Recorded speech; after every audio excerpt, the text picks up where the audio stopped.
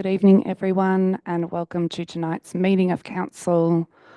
It is Tuesday, 20th of May, 2025. To start the official proceedings, I would like to acknowledge that we are meeting on Jara country, of which the members and elders of the Jara community and their forebears have been custodians for many centuries and have performed age-old ceremonies of celebration, initiation, and renewal. We acknowledge their living culture and their unique role in the life of this region. Council meetings are audio and video recorded and are made available to the public via electronic media, including YouTube. Tonight we have 7 councillors present. Councillor Maltby is an apology tonight.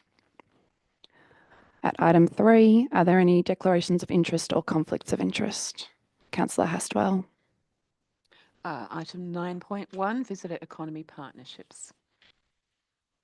All right, just confirming 9.1.1. Fantastic, thank you.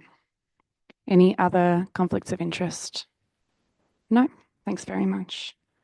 At item 4, confirmation of minutes. 4.1, confirmation of minutes, meeting of council, 15th of April, 2025. Councillors. Oh, Councillor Walker. Yes, Mayor, I move that the minutes of the meeting of the Mount Alexander Shire Council held on the 15th of April 2025 be confirmed. Thank you. And a seconder? I'll second that, Mayor. Thank you, Councillor. All in favour? That is carried. Thank you. At item 5, we have acknowledgements, of which there are nil. And item 6 is public time. Councillors, we will suspend standing orders. Can I have a motion, please? Councillor Driscoll. Thanks, Mayor. Yes, Mayor, I'd like to move that we suspend standing orders. Thank you. And a seconder? I'll second that, Mayor. Thank you. All in favour? That's all of us. Motion carried, and we have suspended standing orders. All right, so we have two questions tonight. We'll deal with we'll do the one that is submitted in writing, because I know Adam is here to speak to his. Councillor Cordy, would you like to read this one out, please? Thanks, Mayor. This is a question from Tracy West. Can we please have an update on the sealing of Barker and Bagshaw Street, Harcourt? We have an increase of traffic which is frustrating locals on these streets and would like this resolved ASAP. I cannot find anything on the Mount Alexander Shire website. Thank you, Tracy. Thank you, Councillor Cordy and Tracy West. We will go to Director Anea for a response. Thank you, Mayor, and thank you, Tracy, for your question. I'm able to confirm that the design of the sealing of Barker and Bradshaw Street is in the final stages. We are awaiting the final environmental assessment report, which will enable the completion of the design. The works to reconstruct the seal of the road was considered in the preparation of the 2025-2026 budget. Unfortunately, it was not possible to include these works within the draft budget. Upon finalising the design, council officers will seek funding for the works to be completed through grant opportunities and the consideration within future council budgets. Thank you. Thank you, Director Anea, and thank you, Tracy, for your question. We've got a question here from Adam Zaborczyk. Adam, you're here in the room. The microphone at the lectern should be turned on. You have 3 minutes. Mayor, and thank you, councillors. Adam Zaborczyk, a local resident in Castlemaine. My question relates to the draft nature strip guidelines. I'm a member of the West End Wilderhoods Group, which is a group interested in promoting improving biodiversity and urban natural habitats through gardening, including on nature strips. And we thank Council for the opportunity to comment on the proposed nature strip guideline recently. The West End Wilderhoods Group submission attracted 70 signatures, and we understand that there's significant interest from other groups and residents in the Shire. I'll jump to my question, but want to acknowledge and thank councillors for your interest and engagement on this issue. Our group would just appreciate an update on the process and the issues that have been identified to date, and what further opportunities there might be for residents and community groups to engage with council prior to finalising the guideline, noting that the SHAPE Mount Alexander website notes that a final proposal will come before council next month, I believe. Yeah, thank you. Thanks, Adam, and thanks for coming along to ask your question. Director Anea, I'll go to you. Thank you, Mayor, and thank you, Adam, for your question, and also from the contributions that the West End Neighbourhoods Group has made to the guidelines. It's been very valuable. As you've mentioned in the submission, there's been a large number of feedback for the guidelines, which is really great. And the council officers are continuing to work through those issues that have been presented and the support and the suggestions that have been put forward. So we're compiling all of that, and that will then be presented to councillors for consideration, and that will then inform the next steps. So we had initially planned for it to go to the June meeting. That will no longer be made to the June meeting. So with the feedback that we've got, we'll take some extra time. That will then be discussed with councillors. And once we've had that conversation, we'll know a little bit more about the timing and what opportunities might proceed from that. But the feedback we've got has been very thorough. So I think we've got a good understanding of some of the issues, and we'll work through that and then understand how we go forward. So once we know when the plan and the timing of the different steps is finalised after initial consultation with councillors, we'll update the web page. So it will be later in the year that this will come forward. So we want to make sure we give due credit to all of the feedback and not rush it.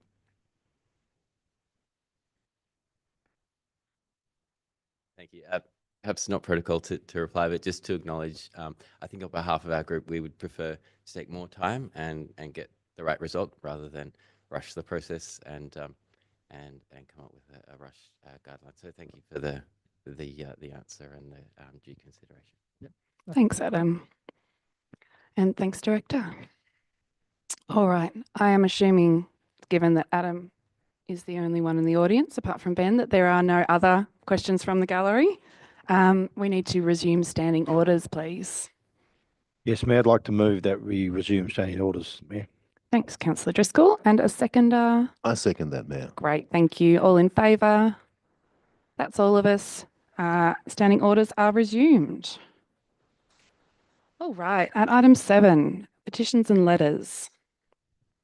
So Council has received a petition on 24 April 2025 from residents objecting to proposed changes to the current speed limits along Harmony Way, Harcourt. The petition is shown at a confidential attachment.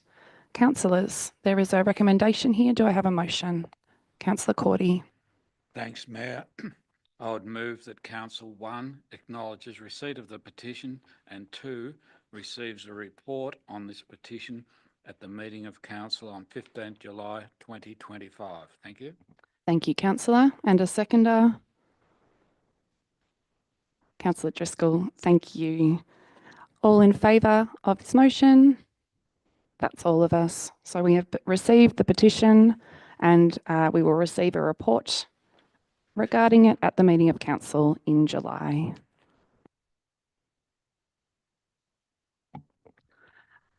Item 8 is committee reports, and 8.1, Audit and Risk Committee meeting minutes from 25th of February 2025. Councillors, there is a recommendation. Do I have a motion? Yes, Mayor. I move that Council notes the Audit and Risk Committee meeting minutes for the meeting held 25th of February 2025. Thank you, Councillor Hayden. And a seconder. I will second the motion, Mayor. Thank you, Councillor Walker. All in favour of this motion? That's all of us. Motion is carried. Thank you. Item 9 is officer reports, and 9.1 community. 9.1.1, Councillor Hastwell has a conflict of interest and will be leaving the room. We will wait for you to depart. See you soon. We won't forget you.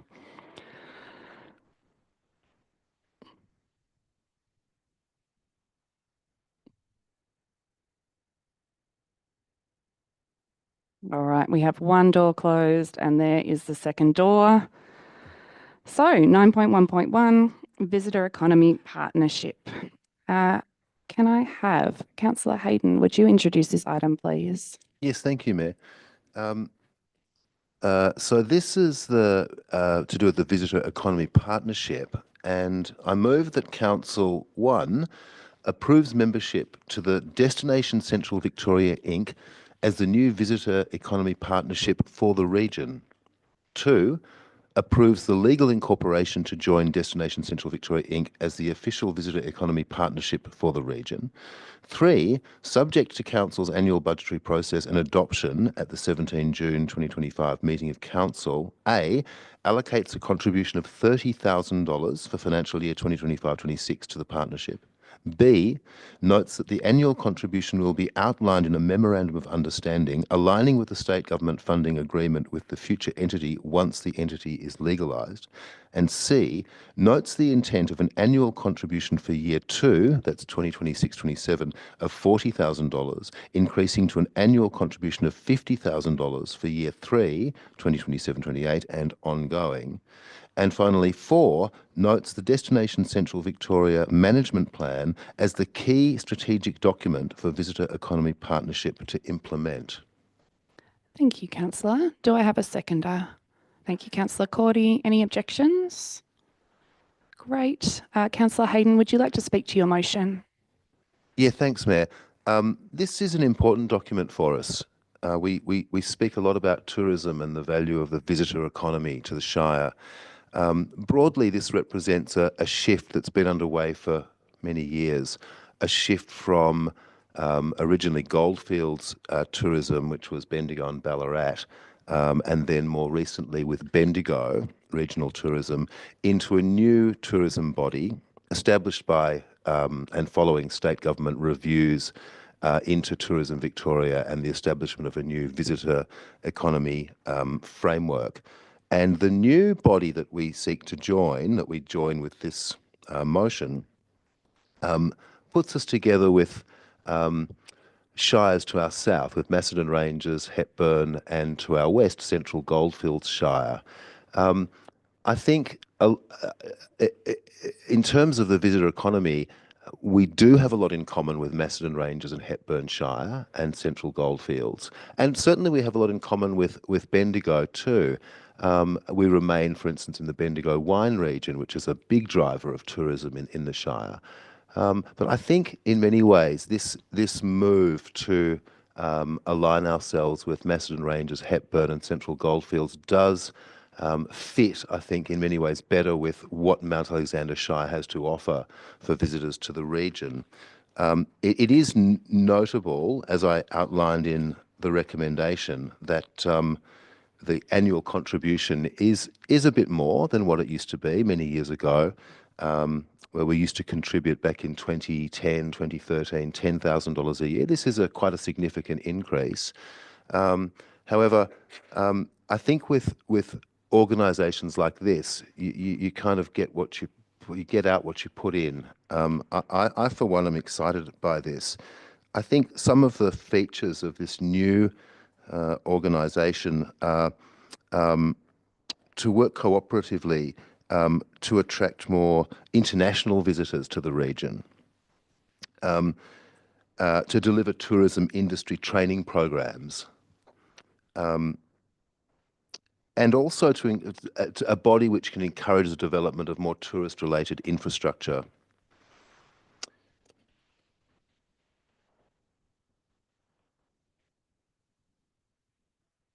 I think there is a lot of there's a lot of opportunities for businesses in the Shire, not just large businesses but micro businesses as well, and also for the arts and creative industries economy in the Shire. And I think I do think this new organisation will be hopefully better adapted to exploiting those opportunities for us in the Shire. So I commend this motion to the chamber.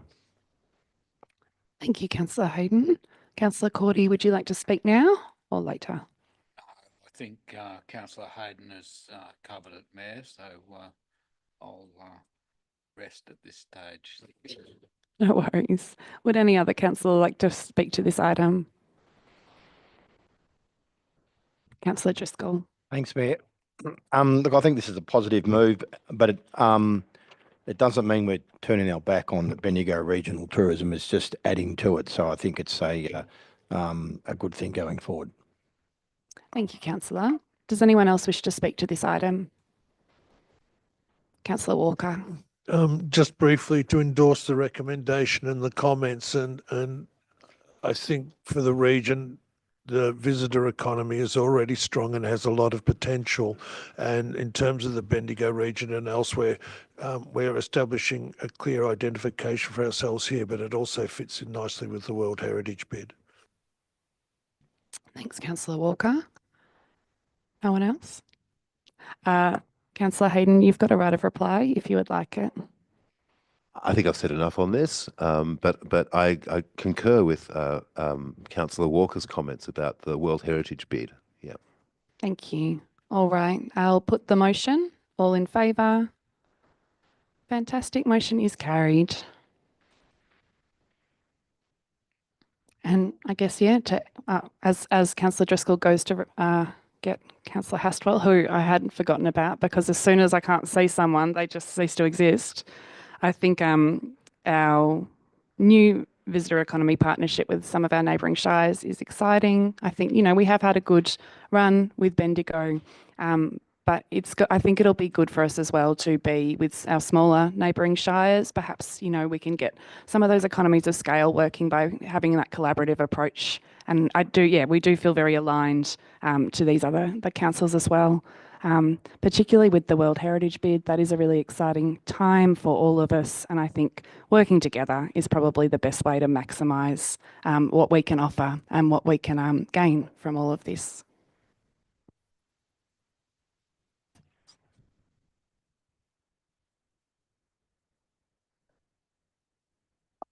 Councillor Hastwell, I am letting you know that we have approved the motion as recommended and will be proceeding to join the new Visitor Economy Partnership. And also welcome back. Thank you, Mayor.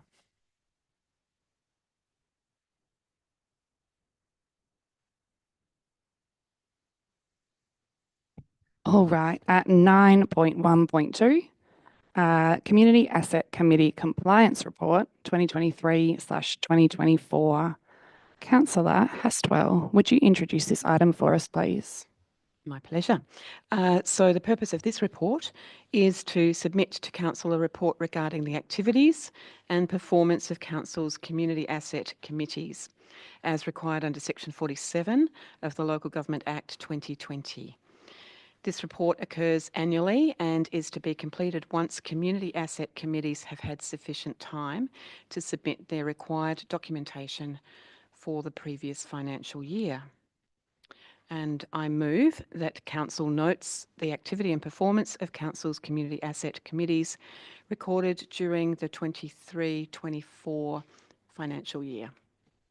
Thank you, Councillor. Do I have a seconder? Councillor Driscoll, thank you. Is there any opposition? No. Fantastic. Councillor Hastwell, would you like to speak to your motion? Thank you, Mayor. I'd like to congratulate and recognise our community asset committees who bring invaluable support to enable these council-owned assets to be maintained and utilised for the benefit of their communities. Our 20 committees across the Shire are to be commended for the voluntary efforts which are vital to the continuation of these facilities, which, and I think especially in some of our smaller, more remote communities, can be highly significant places, sometimes the only public place for gathering for everything from weddings to sports to community fundraisers, including chook raffles, I suspect, and more. So thank you, and acknowledging again in this volunteer week the enormous contribution that our committees make on behalf of their, in terms of looking after these assets for us. Thank you, Councillor. Councillor Driscoll, would you like to speak now or reserve your right? Reserve my right. Thank you, Mayor. No worries. Does any other councillor wish to speak? Councillor Cordy. Thank you, Mayor. Just to note that in the body of the report, Sutton Grange has been left out of the compliant committees, and I understand they are compliant. So we don't want them left out because they might feel that they don't exist anymore. Thank you. Thanks for that reminder, Councillor. Does anyone else wish to speak on this item? Councillor Hayden. Thanks, Mayor. Just to thank all the volunteers who work so hard to maintain these committees and to attend meetings and to submit returns to us. Thank you. Anyone else wish to speak to this? Councillor Driscoll, it is your time now. Thanks, Mayor. Look, I'd just like to reiterate that all councillors are saying that the good work that these groups do. There's 5 in my ward, and they front up to the meetings on a monthly basis, rain or shine, and they do an excellent job, and as all the other 15 do. So council wouldn't be able to run as efficiently as it does without these people. So I just want to thank them. Thanks, Mayor. Thanks, Councillor Driscoll. Councillor Hastel, it is back to you for another go if you would like. No, I don't have anything to add, but also I think it's very clear around the table that these committees are absolutely vital and much appreciated. Absolutely. Thanks, everyone. With that said, I will put the motion. All in favour? That's all of us. Motion is carried. And yeah, I guess just to pick up on what everyone else has said, it is Volunteer Week, a time to celebrate our volunteers. We know that there is, across the board, a bit of a decrease in volunteering as people struggle, they have less capacity for volunteering. A lot of our older volunteers are getting too old to do the work that they used to do voluntarily. And I think what these community asset committees offer to council is pretty huge. I was at the Camp Reserve Community Asset Committee meeting last night. I have never been before. I'm a new delegate out to that one. And it is very impressive, the amount of knowledge and care those committees hold and how they're really thinking about how they can make good things happen while acknowledging that it's not their asset, which is sometimes a really strange position for them to be in, I think, where they have quite, they feel very strongly about these places, but at the same time, it's a council asset. So it's a really interesting position to be in. And I think a lot of our committees are also dealing with new tensions that, are things that they haven't dealt with before. So it's a good time to be thinking of them and acknowledging the work that they do and what they manage on behalf of council.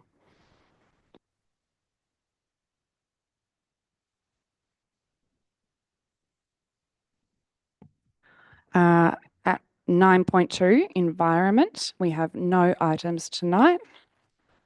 9.3, economy, and 9.3.1, councillor internal resolution procedure. Councillor Hayden, would you introduce this item, please? Thank you, Mayor. Yes. So the councillor internal resolution procedure, I move that council adopts the councillor internal resolution procedure. And a seconder. Councillor Cordy, thank you. Any opposition? That's good because we need to do this. Councillor Hayden, would you like to speak to this motion? Thank you, Mayor. Yeah, it's good that there's no opposition to this because this is a very important document for us. We are trusted by the community to represent their views, and the good, happy operations of us as a team of councillors is really vital for the good governance of the Shire. First, I'd just like to acknowledge Director of Corporate Services Julie Landy and Leanne Brown, Manager of Governance and Risk, as the responsible director and responsible officers for pulling this together. So thank you for your hard work on this. Established under Part 6 of the Local Government Act 2020, the Councillor Conduct Framework provides a multi-layered architecture for managing councillor behaviour and addressing conduct issues. The framework provides various mechanisms for dealing with complaints from Mount Alexander Shire councillors about other Mount Alexander Shire councillors based on the seriousness of the alleged conduct and the severity of any disciplinary action required. Based on the nominal industry standard template, the draft councillor internal resolution procedure forms part of the councillor conduct framework, as does the model councillor code of conduct. So that code of conduct sets out the standards of conduct expected to be observed by councillors in the course of performing their duties and functions. There are 4 key areas identified as being critical to ensuring that councillors discharge their duties and functions as a councillor appropriately and in accordance with these statutory obligations. And these are performing the role of a councillor, behaviours, good governance, and integrity. Now, this is quite a detailed dispute resolution framework. Happily, in the time we've been here, we've worked very well together. We've had a very collegiate council chamber, and we haven't had the need of formal dispute resolution processes. But I think it's really important for us and for the community to know that a sound and strong set of dispute resolution processes are available in the event that they are needed. So I think this is really important, not just for us as a governance team, but also for the confidence of the wider Shire community. Thank you, Councillor Hayden. Councillor Cordy, would you like to speak now or reserve your right? I'll speak now, Mayor. It's a requirement of the Act that we have this this procedure, and the cut-off date's the 1st of July. So thanks to our governance team and under Director Corporate Services, Julie Landy, by adoption tonight, we've achieved that timeline. So that's very important. Thank you. Thank you, Councillor. Does anyone else wish to speak? Councillor Hastwell. Thanks, Mayor. Just briefly, I also think this is incredibly valuable.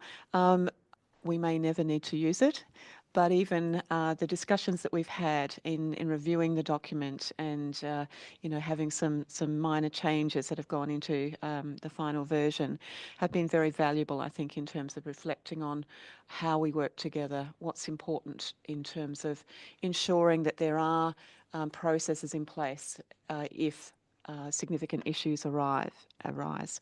We do often have different perspectives, and I think we value those different perspectives, and I think that's one of the things that makes us a strong council. They also enrich our representation of a diverse community with diverse priorities. This is a well-considered, clearly articulated procedure that I think is a really valuable way of supporting the good governance of our Shire. And I would also like to thank our governance team for the excellent work that they've put into this. So thank you. Thanks, Councillor Hastwell. Does anyone else wish to speak to this item? Councillor Driscoll. Thanks, Mayor. As you say, we need to do this. I don't particularly like prescribed models of councillors' or code of conduct. But, if you want to be a councillor, you have to do this. However, having said that, I prefer the old model where we had, you had a basic code of conduct and you could tweak it. So, but at this stage, this is what we have to do, which I appreciate. But having said that, there's still room to disagree respectfully. And as the other councillors have said, we do that respectfully. We do argue the toss, which I think is really important. But at the end of the day, I think we get on and we do make a decision. So I think, and once again, I'd like to thank Julie and Leanne for their excellent work on this. We had some really good discussion on this, but at the end of the day, it's something we have to do. Thanks, Mayor. Thank you. Does any other councillor wish to speak to this? No? Then Councillor Hayden, you have a right of reply if you'd like. I think everything's been said, Mayor. Thank you. It's tricky to have a right of reply when we're all on the same side sometimes. I will put the motion. All in favour? That's all of us. And the motion is carried. I think I'll just add my bit here. I think the requirement for this policy or this procedure has come about due to some not great council law behaviour and disputes that occurred within the last term of councils, not here. As everyone has said, we, through luck and also just being I guess we all recognise why we're here, and while we disagree on things sometimes, we are able to stay respectful. And I guess, you know, at the heart of everything is community. We can all agree on that. We always get there. And I think we're also just committed to making this work as a team. I think what we saw at some other councils over the last 4 years was teams unable to function because of tension, because of disputes, because of council law behaviour. And that led to, you know, councils having monitors or going into administration. And some councils are still recovering from that. I know that, you know, even now at some other councils, only, you know, 6 months into our term, there's been some difficulties. So this is obviously necessary right now. It would be great if we can get to a place where I think, as Councillor Driscoll has said, we are able to self-manage a little bit more in terms of what works council to council. But right now, it is not working like that. And people, this is what is needed to make sure that councils can function correctly and that there is a really solid procedure spelt out for when tension does occur or when incidents occur. Again, I hope we will never need to use this, and I'm really confident, in fact, that we won't, because we have that commitment to each other. But it is there for a reason, and we are fulfilling our statutory obligations by doing this. So that's great. And thank you also to the governance team for all your hard work on this.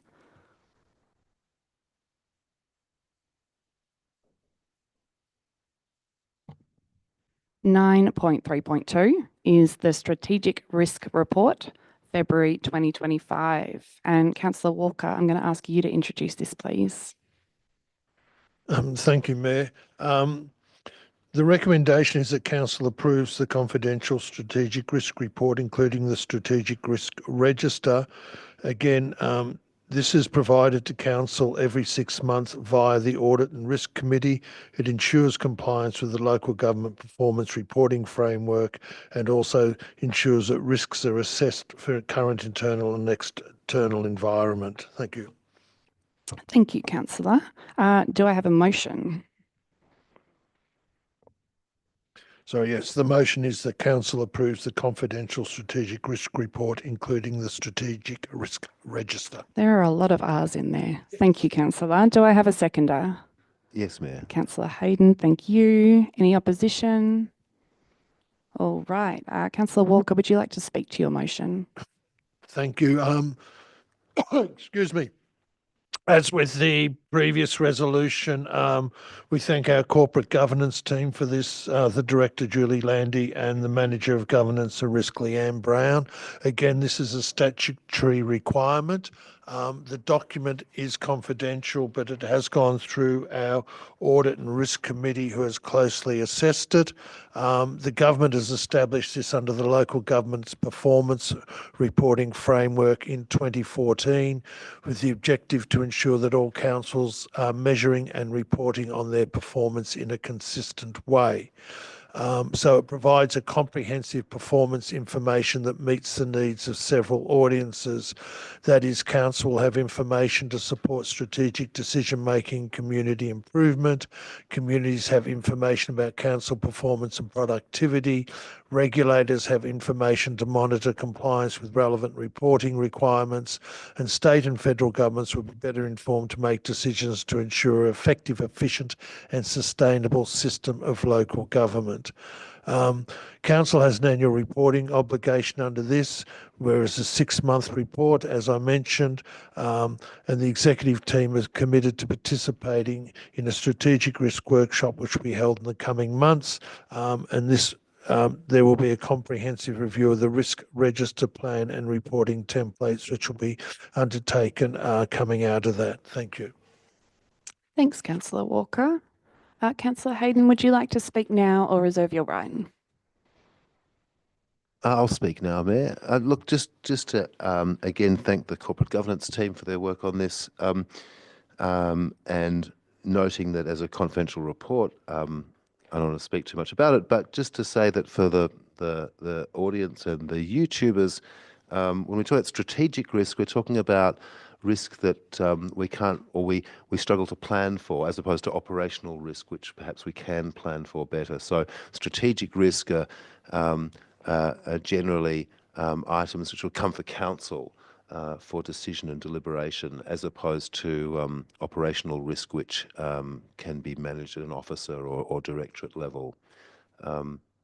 Yeah. Thank you, Councillor. Oops, my mic got too close. Does anyone else wish to speak to this item? Councillor Driscoll. Thanks, Mayor. It's only taken us 3 to 4 minutes to go through this this item, but it's a 37-page document, and I know that a lot of work has been put into that. It's taken hours and hours, so I think it's a good document. I just want to once again thank Julie and Leanne and the team for their excellent work. Thanks, Mayor. Thank you, Councillor Driscoll. Does anyone else wish to speak to this item? No. All right. Councillor Walker, you have another go if you would like. I think I've covered it all. Thank you, Mayor. That is fine. I will put the motion. All in favour? Motion is carried. Thank you. It is rather difficult to talk about a report that's confidential because you don't want to give too much away. But from my perspective, I found this document absolutely fascinating. I'm very new to risk in terms of, I guess, planning ahead for it, and I think it's a really fascinating area. Especially, I think my favourite bit is that not all risk is bad, and that there can be positive risk that can lead to opportunities as well. So, as someone with what I've discovered is a very high risk appetite, that is pleasing to me, that not all risk is to be avoided, and that strategic risk is sometimes necessary for positive outcomes, which is not what it says in the report at all. So I'm not breaching any kind of confidentiality. That's just a general thought on risk. But this is amazing. I got so much out of reading it, and I feel like I am just understanding this very complex environment in which council operates better and better, and how we can do the best we can while not being able to predict the future perhaps, but being able to plan for it in sensible ways.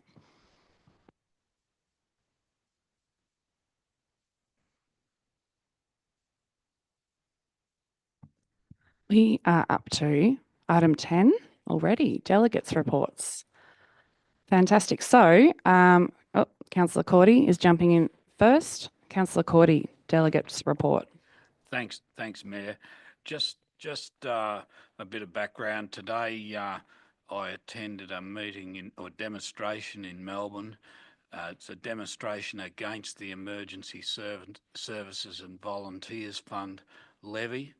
I attended because I'm a farmer, not as a councillor, but there was a lot of our local community farmers present, and what we're seeing is there's been bad legislation passed by the state government. It's really the last nail in the coffin, because we're facing desperate drought conditions locally, and I figured, well, no one in our, if we don't stand up, no one will stand up for us. And just to give you a bit of background, a couple of points that were made today. It was a large demonstration, but our farmers are our food army, and supermarkets sell the food, but they don't produce it. Our farmers across the state and across the nation produce the food that we eat, and we're really being forced into a terrible situation with unfair taxes, and it's sort of an interesting fit. But today there were farmer representatives, but there was also a large contingent of CFA, but also professional firefighters, all standing together opposing a terribly unfair tax. There were about 3,000 in attendance, large contingent of farmers. The problem with the tax, that it unfairly targets the farming sector with rises in charges of 150 to 180%, and that's levied by the state government. It's totally unfair, and it's really problematic in tough drought conditions, but it's not good policy. Concerns have been raised by rural councils about being forced to collect the tax on behalf of the state government. And this is going to be unless the tax is rescinded, this is going to be a major pressure point going forward. Of course, the councils are saying, well, if the farmers don't pay the levy, where's it leave the councils? And basically the view was at the meeting today was that rural councils will go broke. And so it's very serious. One of the messages that came across today as well was a large number of volunteer firefighters are reported to be leaving the service in protest over the unfair taxes, and also a lot of Victorian CFA brigades are now listing that they're not available to go and fight fires. And basically, my understanding is could be as many as 200 brigades are not available to go and attend fires. And okay, it's the colder months now, but it'll soon get hot again. And yeah, so we're really looking at a disastrous situation. And yeah, it was a very large demonstration, and yeah, a lot of people in attendance, and it was very well conducted, the whole event. But and you know, everyone appreciated the efforts of Victoria Police to facilitate the demonstration, but it had a major impact on the Melbourne CBD, and I think this is really only the start. So I'd probably just congratulate the farmers and the firefighters for standing together. Thank you. Thanks, Councillor Cordy. Could I ask you a question around this? I know you've got your finger on the pulse of local farmers a lot. What kind of impact do you think this might have locally here from what you're hearing? Well, there's very tough conditions at the moment, irrespective of this, and what it'll do, it'll just put farmers out of business. And we talk about mental health, and that was something that was spoken about today. But farmers, you know, middle-aged male farmers are overrepresented in suicide figures, and it's a real concern for our community going forward. So disastrous legislation, and yeah, well, farmers are not going to cop it. So we'll see what happens. Thank you. Thanks, Councillor Cordy. Does anyone else have a delegate's report tonight? Councillor Maddock. Thank you, Mayor. And thank you, Councillor Cordy, as well. Yeah, I think we all have a lot of concerns about the ESVF and particularly its effect on farmers. So very much share those concerns. It's been a busy month. Feels like it's always a busy month, but just a few things I'd like to highlight from this month. Me and a few councillors had the honour of going out with the Cactus. What do they call themselves? Tarrangower Cactus Control. And we drove around the landscape out near Maldon, and it was really evident to see just how intense and problematic the infestation of the wheel cactus is. And sort of the largest or the biggest impression that I've left with is where a property that is being assisted by this group to control the wheel cactus sits next to one which isn't, often because they're absentee farmers, or they're just not interested in controlling it. The difference is stark from clear, open farmland to completely infestated. The other thing that I'm left with is just the threat that this poses to other parts of our shire. And I understand that potentially any granite area is at risk of having this wheel cactus spread. So it's very, I've been hearing about it for decades, since long before I moved here, but seeing it and having it explained really brought it home. So a big thanks to that group. They're a very long-standing, I think 20 years they said they've been going for it, and seem to be active almost monthly, probably more, I think. So they're doing a really great service to the community. So thank you to them. This week there was an intersex morning tea as part of the Ida Hobbit Day, facilitated by Paul Byrne, who's who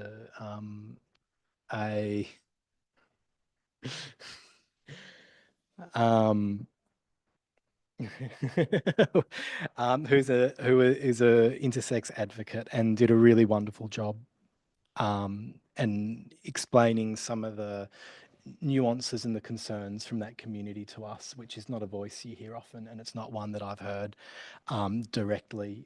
So that was a hugely beneficial and really valuable experience. So thank you to Paul and the team for organising him to come and speak to us. And I'll just lastly just highlight the work of the early years steering group that I have the privilege of sitting on, which is a really incredible, dedicated group of people working in early years services across the Shire, but also across the region and state, I think. There's a lot of passion and a lot of really good things happening in that space. So it's feel very lucky and honoured to be part of it. Yeah. Thank you, Mayor. Thanks, Councillor Maddock. I loved early years. I think it's a really beautiful committee to sit on, and I'm glad you've taken it on. It's a nice feeling to be in that room with all that that passion for the youngest kids. Very special. Councillor Hayden, would you like to have a delegates report? Yeah, thanks, Mayor. And just to add to Councillor Maddock's points about the wheel cactus control efforts in the northwest of the Shire, I was fortunate to go along with Councillor Maddock, Hastwell and Walker. And the point that Councillor Maddock made about wheel cactus being thriving on granitic soils, I think it's important to point out that major agricultural regions of our Shire in Harcourt North and Ravenswood South are also that same soil type. And the point was made by the Cactus Control Group volunteers that several times that should the wheel cactus spread to those regions, then it's bad enough that it's in Barringup, but we don't know what's coming if it hits those granitic soils of the hill country in the Harcourt Valley and Ravenswood. And it really was, on the one hand, very sobering to see the impact of wheel cactus. As Councillor Maddock so correctly pointed out, that stark difference between those who were managing the cactus on their land and those who were not. It was also very heartening to see the extraordinary work of Lee Mead and these guys and how long, as Councillor Maddock pointed out, how long they've been engaged in that work. I had the great honour of representing the Shire at two Anzac Day commemorations, one at Chewton and one at Campbell's Creek. And at Chewton, I want to commend Councillor Walker for his magnificent speech.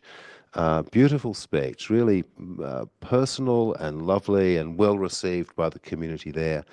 The Campbell's Creek commemoration was different. It was my first time at Campbell's Creek service. Involved a march from the Five Flags up to the primary school where the War Memorial is. A musical performance, Anzac cookies. We dodged the rain. I think that the Campbell's Creek one was later in the day, so it was the rain came at the end of that. But what struck me was the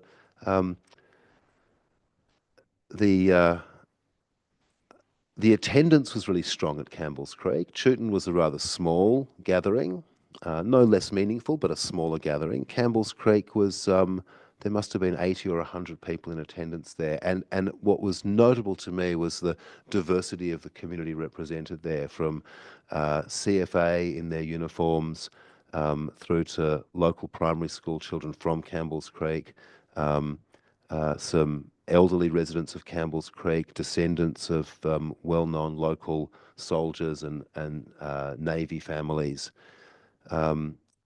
Families new to the Shire, as well as those who have been here for many generations. And it was really great to get to meet more of that Campbell's Creek community. This weekend, I was very fortunate to be able to attend all 3 days of the Alchemy of Gold conference at Campbell's Creek Community Centre. And it was a fantastic conference. I know some other councillors were able to attend as well, which was really great to see them there. I want to congratulate the organisers for putting this together. It's an enormous amount of work, like a staggering amount of work. And it went off really well. It was a really great conference. One slight hitch in the first morning, there were some plumbing issues with the lavatories, but to the council's credit, the Shire had a plumber out there within 20 minutes, and the conference proceeded apace.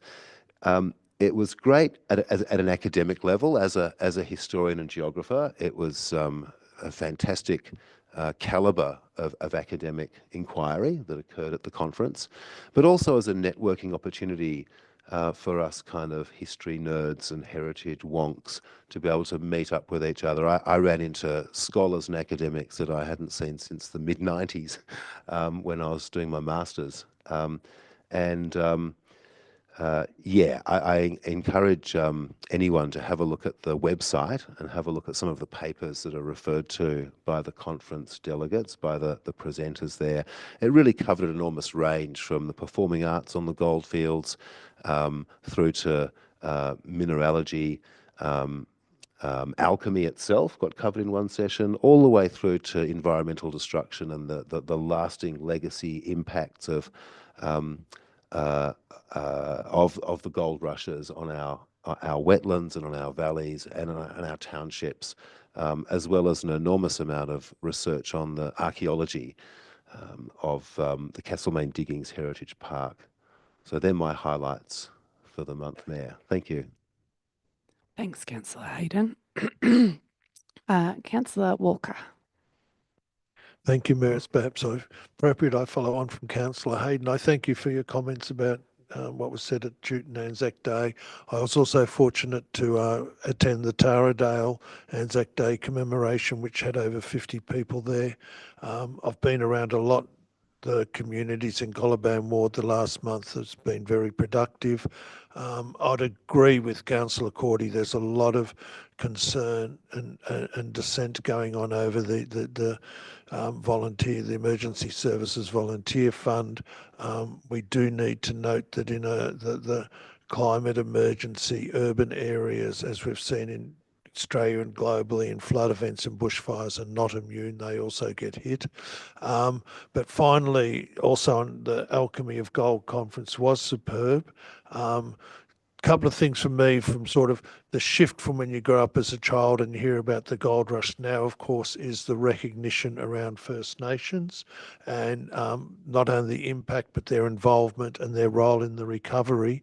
And two takeaways, the thing stuck in my head from all the great presentations was that in the month of August 1853, 90 tonnes of gold was transferred from Castlemaine to Melbourne, which is an indication of just the scale of it. And then, as one person mentioned, if gold hadn't been discovered, then none of us would be here today, because there'd be no Castlemaine, there'd be no towns.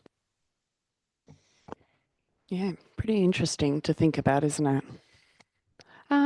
Councillor Hastwell. Thank you, Mayor. Yes, so there's been, I think, fantastic recognition around the table tonight around some of our volunteer groups and their efforts. And thank you to those councillors who came out to Maldon to meet with the Tarrangower Cactus Control Group. I know they very much appreciated that, and they do an incredible job. It's hard, Yakka. I wouldn't want to be out there, injecting spiky cactus, but that is what they do. And they also are so active in terms of educating and supporting others in the community where they can. So I think that was very valuable to go and see that in person. I also wanted to talk about Anzac Day and what a privilege it was for me to be invited to the Maldon RSL Anzac Day March and service. That was one of 3 events that Maldon RSL put on for Anzac Day, which is quite extraordinary, and they're all quite unique. And I think that Councillor Driscoll, you were at the dawn service, and then before that, there's also the evening service on the night before Anzac Day, which is up on Anzac Hill, and that's a very moving and sort of intimate performance and commemoration. So thank you to Malden RSL. And again, you know, even though this was one of 3 events, it was very well attended and a beautiful event. I also just wanted to mention Malden Heritage Network and the wonderful work that they've been doing out at Malden with the Plein Air Theatre Company on these delightful guided tours where we were invited to move around the central historic reserve area and encountered actors who were playing the role of characters, apple growers, naughty children. Particularly memorable, and what I really enjoyed was the ad hoc trial of a poor victimized, I think, Chinese worker who was accused by his wealthy doctor master of stealing money. And those of us who were on the walk found ourselves as jury and, deciding whether or not it was the doctor or it was the Chinese worker who may have been corrupt. And I'll leave it to your imagination as to which of those 2 characters may have been found to be guilty. But that's just a great example, I think, of where we've got a passionate and very knowledgeable heritage group who have partnered with a creative group to really bring these stories to life. So a great reminder that heritage is much more than buildings. It's about stories, it's about people, and it's about experiences. And then there was one more thing I just wanted to mention, and this hasn't happened yet, but I think that's allowed, isn't it? That I'm really delighted to be going on this Thursday, to celebrate Malden volunteers. So invited by the Malden and District Community Bank, who are putting on an event specifically to acknowledge and celebrate those volunteers. And I think that's it for me. Thank you. Thanks, Councillor Hastwell. Councillor Driscoll. But not be left out, Mayor. Thank you. There's a couple of things. Councillor Hayden and I went to the Castlemaine Maryborough Rail Trail update a couple of weeks ago down in Newstead. Very active group, very passionate group. And moving forward with that, we'll see more of those. I think that they're doing a great job. Very enthusiastic, looking around. So I congratulate them. As Councillor Haswell said, I went to the dawn service and the day service. And there's another thing they put on the Malden RSLs after dawn service. You got the gunfire breakfast, which they put on, which is fantastic. So I went to that too. And the last thing is, you'll recall I'm on the Affordable Housing Trust Committee. Very passionate group of people. We meet regularly and contact each other regularly. We're moving forward, have a few ideas and a few opportunities which I'll bring forth when they sort of land. Thanks, Mayor. Thank you, Councillor Driscoll. All right, the CEO and I have our list. We've had a busy month as well. I have a lot. I guess I'll stay on theme and I'll start with Anzac Day. So I attended the Castlemaine, not Dawn. I'm not really a Dawn person, but I was able to get up, and it was the first one that my kids came on with me. And the Castlemaine Day ceremony starts out here, and we march. They close the streets, and we march around to the RSL, and that's quite. That's quite nice, especially, you kind of learn how to do the march and you're all doing it at the same time. And that's pretty special. And it's a really big ceremony. There's lots of, I think, I always really enjoy hearing from the captains from the secondary college.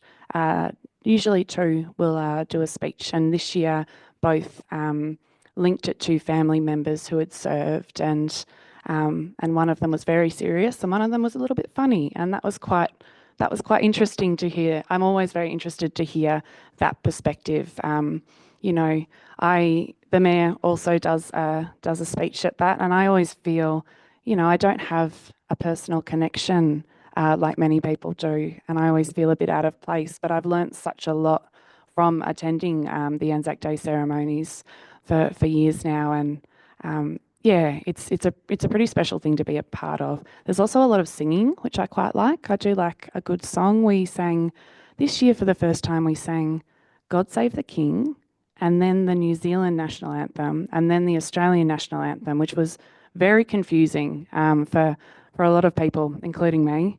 But it was very special to be there with everyone. I also then, for the first time, and this is something that previous councillor Stephen used to tell me about every single year, the Nuggety Anzac Day ceremony. So I didn't have anything else to do. I decided I would go out to Nuggety. It was an afternoon one. We absolutely copped the brunt of that rain. It was very, very wet. But it was just an incredible, it was an incredible event. It was intimate. There were, for a very small community, everyone was there. And it was completely different from any other Anzac Day kind of ceremony I've ever been to. Someone rode in on a horse. That was pretty fun. And on the way back, I rescued a turtle from the road. So, that day I really covered all bases on Anzac Day, and it did feel, I think every year that I engage more and more with it, I'm learning so much, and I'm hearing stories from people, and it's a big deal. So that felt really, really lovely. Earlier, it might have been late last month, I think, I went to the first meeting of the new local government mayoral advisory panel. So myself and 8 other mayors from across the state have been selected to sit on this panel to give some advice to the Minister for Local Government, who is a new minister. So I've previously sat on this panel before with the previous minister, and it was a lot bigger. There were a lot of people, I don't know, people were not sharing the space very well. This seems like a really great group of mayors, still, leaning very heavily towards the urban and the peri-urban councils. So there's 2 councillors out of the 9 representing rural. I am representing large rural, as we are a large rural council, and another councillor is representing small rural. So it seems like a hefty weight at times, but it was lovely to meet the new minister, Minister Stikos, who has experience himself in local government. I think he was elected to council when he was 18. So that's quite an interesting story there. Anyway, it was pretty positive. I feel like it's a really good thing to be involved with, and I'm quietly hopeful that there may be some guidance that we can provide the minister on certain things that may be well heard, and hopefully we can represent our councils a little bit more. But it was really nice to be a part of that and to meet. I always like meeting other mayors. That's pretty fun. Another thing that I really enjoyed in the midst of what has been, I would say, a relatively chaotic month for me.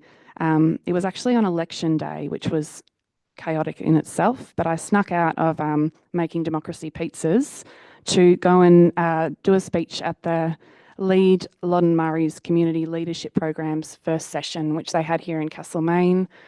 We sponsor one participant to do it. Our participant this year is a local Carolee Jennings, who has formerly worked at Community House and has wide interest in community building. They invited me along to do a speech on leadership, which I always find very strange because I sit here as the mayor but don't feel like I know that much about leadership. But look, as always, I opened my mouth and things came out, and afterwards everyone told me I did a good job. So I must have said some good things. What was really great though was sharing the particular context of our shire, which I always love doing because there is so much more than what first meets the eye, I think. And as you dig into our communities and get to know them more and more, and all the nuances and all the tensions that exist and the deep histories and the deep feelings. So it's quite lovely to be able to share that context with other people of what makes our shire the way it is. What else? Oh, I got to go to the Edgy Veg Awards presentation. Again, just got totally rained on, which I did not mind, but it was we were doing photos out the front here with the 3 amazing award winners from our shire, and it just absolutely bucketed down. And I had the joy of trying to squeeze about 20 people into my office while there was a very serious leadership meeting going on in this room, and I kind of felt like a naughty kid sneaking friends into my bedroom and just being like, shh, don't tell anyone. But we got an amazing series of photos, and they were all really well deserved. So that was another quite nice thing to be a part of, and I'm hoping that we'll run it again in future years. I think the last one, oh, there's so much on here. The other one I'll talk to that's always so special is I presided over a citizenship ceremony. It's our second for the year, so we do one on Australia Day, Survival Day, and then a couple more throughout the year. It was really lovely to have other councillors attending. I think it's something I always tell people about, and it brings me a lot of joy and something I never thought I would be involved in. But it is really hard to describe to people, but it's very special, and I think absolutely one of the things that makes it the most special is the involvement of Uncle Rick Nelson, who both does a really beautiful welcome to country and also offers each new citizen an individual blessing and welcome to Jarrah country, which is just really lovely.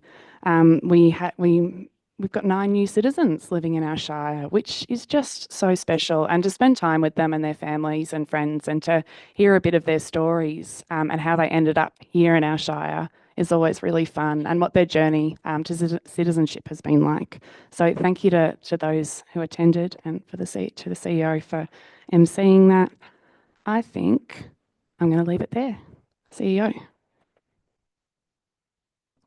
Thanks very much, Mayor. And just one item that I wanted to mention tonight, councillors, it relates to it followed from a submission that we made to, sorry, it's a lengthy title, but to the Environment and Planning Parliamentary Committee who are investigating the supply of homes in regional Victoria. So the state government inquiry, what could be done better to get more housing into Victoria and what's stopping that from happening. We made it, as I say, we made a submission to that a little while back, and on the back of that submission, Claire Richards followed up with the inquiry committee about the opportunity for us to present our paper to the inquiry. They said yes. We had significant representation. Almost the whole committee came here, left and right. Parties were all here in this room, came to us and gave us 2 hours of undivided attention, I have to say. Solid 2 hours we spoke at them for, and they asked us many questions in that process as well. So the Mayor and I, as well as Claire Richards, presented up here, but we also had Trudy Ray, who's the CEO of Haven Home Safe, came along to support some of the messaging that we were giving about the challenges that we see, not just from a local government point of view, but from a provider's point of view, based on the current environment that we operate in, the grant environments that we operate in at both the state and a federal level, as well as the legislative environments. And it was a fantastic hearing, I think, actually, Mayor. We really felt like they understood what we were talking about the challenges, and there was a mixture of city and country MPs in the room, as well as left and right mix, but they'd made the effort to go across the entire state, I have to say, and do similar things in other country places to really understand what is the problem. And it was terrific to see them hearing what we said about what the challenges were and what we thought some of the solutions from a state and federal government might be. But also, I think we can feel pretty good about the reaction we got to the work that you and your preceding council have given authority to do in our community. The long stream of projects that we've been talking about, including the trust as an initiative, as well as the work in Templeton Street with Haven, the work with Wintringham in Newstead and Maldon, the multitude of initiatives that we've got going with state government land that we're trying to progress, the work we're doing with private developers, all of that was, I think, pretty impactful for them, because they probably have heard a fair bit of you need to do more and we can't do much. I think what we were able to say was you need to do more and we are doing everything possible within your means as a still a small council, albeit a large rural, still a small council. You're doing everything that you can to try and make housing more available in our community. So it was a great 2 hours, I have to say. We'll see what comes of the inquiry over time, but we certainly were well heard and I think well respected for the effort that you and the preceding council have endorsed on us in trying to address housing needs in our community. Stop there. Thanks, CEO. All right. At item 11, we have notices of motion, of which there are nil. Item 12, urgent special business, there is nil. Item 13, confidential items. So these reports are confidential in accordance with section 66(2)(a) of the Local Government Act 2020, which permits the meeting to be closed to consider confidential information. Councillors, I have a recommendation. Councillor Matic.